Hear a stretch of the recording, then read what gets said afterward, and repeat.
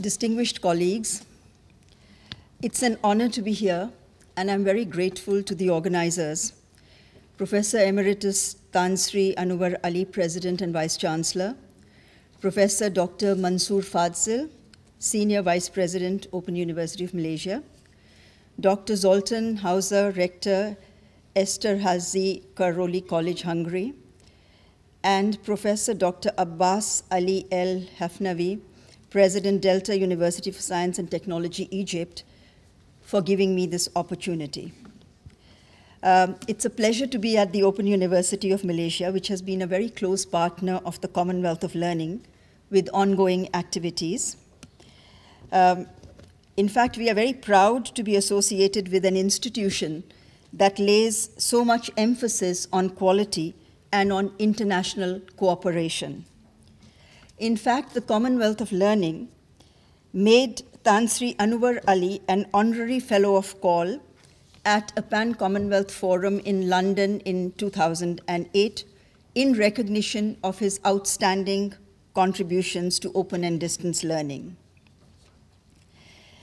It is also a very special occasion for me to be back in Malaysia, a country which has always been a consistent supporter of the Commonwealth of Learning and is itself a leader in educational development with inspiring models to share with other Commonwealth countries. So thank you very much for this invitation.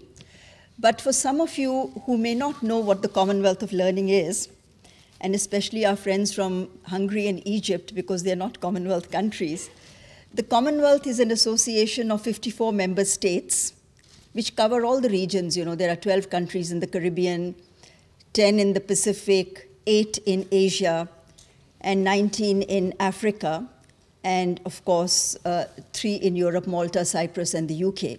And then, of course, Canada is a Commonwealth country. The Commonwealth of Learning is an intergovernmental organization which was set up by Commonwealth heads of government. You know, they meet every 2 years. And this was in 1987 when there was a lot of brain drain. Many people from developing countries were going to UK, America, Australia, but wouldn't come back because they didn't have access to higher education in their own countries. So they decided to set up the Commonwealth of Learning to provide opportunities for higher education in the home countries through the use of various technologies and distance learning. So we've been located in Vancouver because the Canadian government decided to host us, and we've been in Vancouver ever since. Our main headquarters is in Vancouver, and we also have a small office for Asia in New Delhi. We are funded by Commonwealth governments, member states, and I must say that Malaysia has been a supporter of the Commonwealth of Learning, both financially and intellectually. So we thank you very much, Malaysia. Now, my topic today relates to the third sub-theme of this conference, Learning Unlimited, which is democratizing higher education through open education resources, from commitment to action. I will first look at the context of higher education today and some of the initiatives that have been taken to democratize higher education. I will then bring you some examples of how open education resources, or OER, are being harnessed to increase access, improve quality, and cut the costs of education. I will then reflect briefly on the recent phenomenon of massive open online courses, or MOOCs, and consider whether MOOCs might democratize higher education. I will finally look at some of the key commitments that have been made by the global community to the development and use of OER, and will conclude with some initiatives that could help us advance towards democratizing education through the use of OER. So let us first review the context of higher education today. Now, the dynamics of emerging economies, the need to accelerate development for all, and the phenomenal growth of technologies have resulted in an unprecedented demand for higher education. In 2007, there were 150 million tertiary students globally, a 53% increase over 2000. We find that the number has increased to 165 million in 2012, with an estimate that this is expected to rise to 263 million in 2025.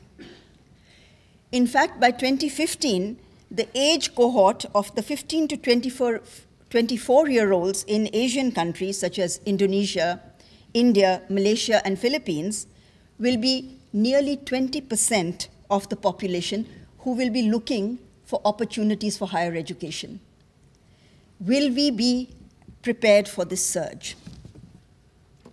Meanwhile, the gap between the demand and supply continues. In 2007, of the 80,000 applicants to the University of Dhaka in Bangladesh, only 10,000 could be accommodated in the public institution system.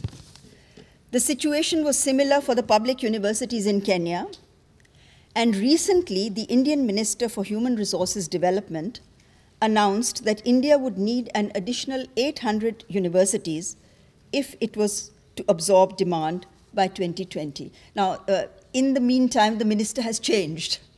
So I don't know what the new minister will say, but that's a more recent thing.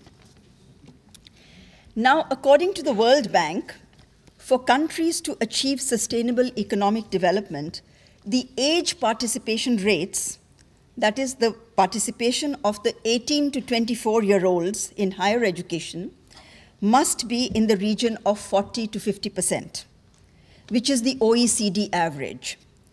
But age participation rates in South Asia are below 15%, and in sub-Saharan Africa, below 10%. And because we, club Malaysia, Singapore with Bangladesh, India, and Pakistan, your average comes down to 15%, otherwise yours is higher. Sorry. Governments are looking for alternative means of providing access to quality education. Opening up education in various ways was one such option. It is true that massification has opened up access to newer constituencies, but has it really democratized education? Democratization implies not just the multiplication of numbers, it also involves equalization of opportunities, opening up access, freedom of choice, and a fair chance of success.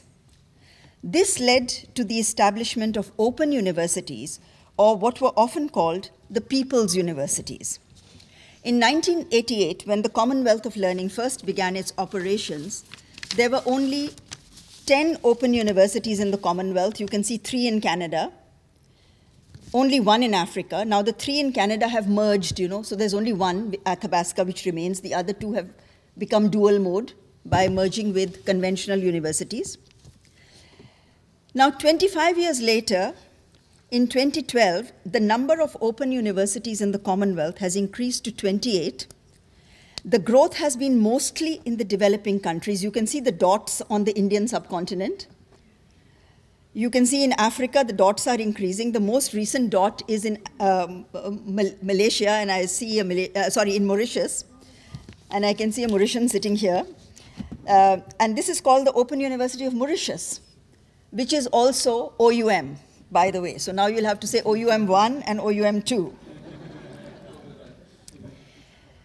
Now, Asia alone has over 70 open universities, and the numbers continue to grow.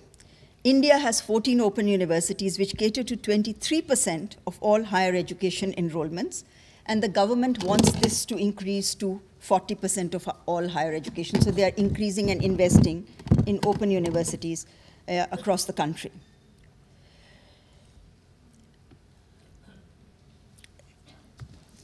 In addition to open universities, private provision is the fastest growing sector in higher education.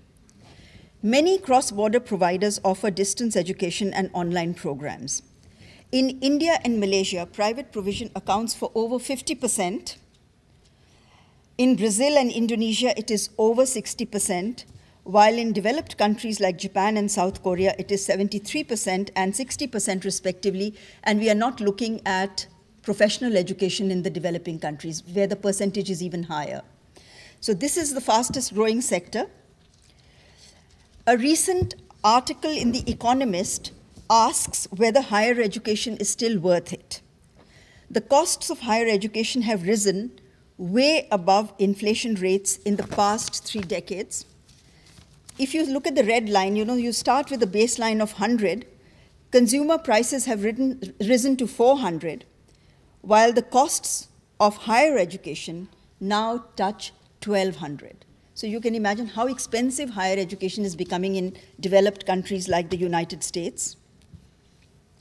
But this need not necessarily be the case, because private providers in the school sector have made good quality private education affordable even to people in slums, as there is a very good book, by James Tooley of Newcastle University called A Beautiful Tree, in which he's looked at, remote areas in China and the slums in Hyderabad, in Nigeria, where poor people are opting for private providers rather than going in for public schools. So in addition to this growth of open universities and private providers, there has also been a phenomenal increase in online provision. In 2010, 6.1 million students were taking at least one online course, accounting for 31% of all US higher education students. This slide gives you an idea of this increasing trend. From 2002, you can see 10%, and then 2010, you see it's gone to 31%. As technologies become more accessible, both developing and developed countries will move towards online and distance provision. So this is actually something which is happening as we speak.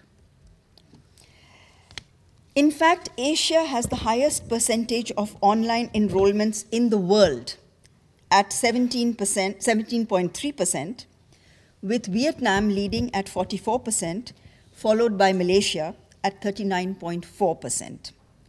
According to a recent ambient report, which has just come out last week, Malaysia Education Online has set a goal to offer 30% of all higher education courses online by 2015. So this is again an opportunity for all of us who are looking for democratizing higher education. Yet, there is a clear digital divide across the Commonwealth. If you look at the proportion of households with access to computers, which is the blue bar, and the internet, which is the green bar, you can see that in North America and Europe, it exceeds 80%, while in South Asia and Sub-Saharan Africa, and I'm only looking at the 8 Commonwealth member states in South Asia, which include Sri Lanka, Maldives, Pakistan, India, Bangladesh, Brunei, Singapore, and Malaysia. It's less than 10%. So there is a digital divide. What I'm trying to say is that if we want to democratize higher education, it cannot be through computers alone as of now, because there is a possibility that many people will not have access to computers. However, this divide can be turned into a dividend because of the phenomenal growth of mobile devices, which are more affordable, accessible, and available. As you can see from this chart, the growth of mobiles in developing countries has far exceeded the development of mobiles in developed countries in the last 5 years. You know, the right-hand one with the smaller one, that's the green one is number of mobile phones per 100 inhabitants in 2006, and the blue is in 2011. So this growth has really, sharply increased, whereas if you look at the left one for developed countries, it's just a small marginal increase. So this is really where the action is in the developing countries. there is nearly 4 times increase in the growth of mobiles in developing countries during this period. So now, with the rise of social media, there has been a global movement, and this has accelerated in the last 10 years, towards collaboration in the development and sharing of content. Can the rise of OER lead to democratizing education? Let's see. At a meeting in 2002 at UNESCO Paris, the term Open Education Resources, or OER, was coined to promote the development and use of free materials for education. As we know, OER are educational materials which are free and freely available, are suitable not just for higher education, but for all levels, including primary and secondary education. OER can be reused and repurposed to suit different needs and could be available in any medium, print, audio, video, digital. One key difference between OER and other educational resources is that OER have an open license which allows adaptation and reuse without having to request the copyright holder. The OER resource movement is based on the idea that knowledge is our commonwealth and that technology could help share, use, and reuse it. MIT's Open Courseware initiative, which all of us have heard about, Open Learn of the Open University of the UK, and the Virtual University of the Small States of the Commonwealth, among others, initiated this movement. And there are many followers which came up: the Japan Open Courseware Consortium, Vietnam Foundation, the China Open Resources for Education. India has NPTEL, and I'll talk about it a little bit later. So in the developing countries, we have enough, and in Asia particularly, there's a huge movement towards OER. We also have OER Asia. So MIT, what was the benefit that they got after putting their materials online, and who uses their materials? Now, if you look at MIT, 54% of the MIT traffic is not from the US. A lot of it is from China, India, Canada, Brazil, increasingly. 43% of those who access the materials are self-learners, so we are talking about lifelong learning. 35% of those who enter MIT have visited the site, and 17% are educators who use the materials for their teaching. So what did MIT gain? By putting their materials online has helped MIT assume a leadership role in higher education globally. It's built the brand, has attracted potential students. You know, there's 35% of people who browse their materials actually join MIT as freshmen.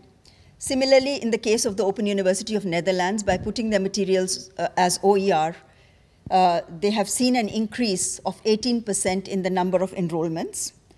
And also, it's very interesting that this actually opens up the possibility of improving the quality of teaching. MIT, Harvard, all these are research institutions. But by putting the teaching materials open for public scrutiny globally, will put a lot of pressure on the teachers to improve the quality of their teaching. They haven't focused that much on teaching as they focused on, of course, they've got world-class teachers.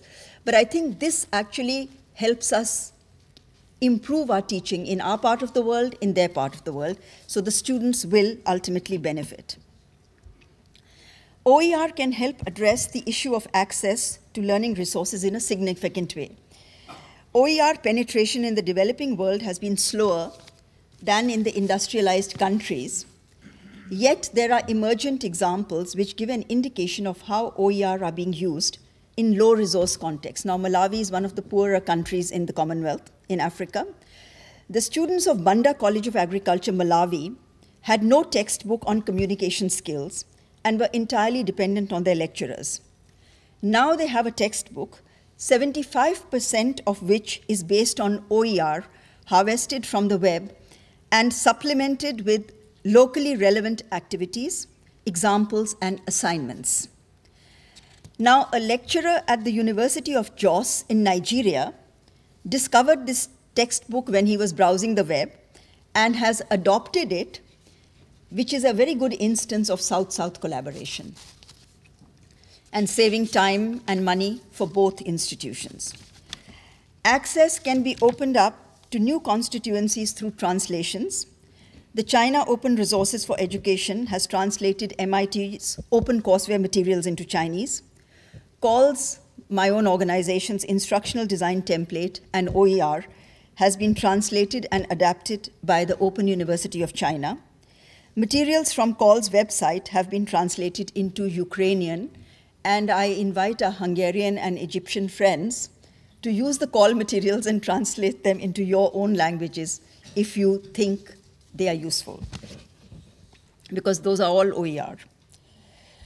Now, many of you are familiar with the Indian Institutes of Technologies, or IITs.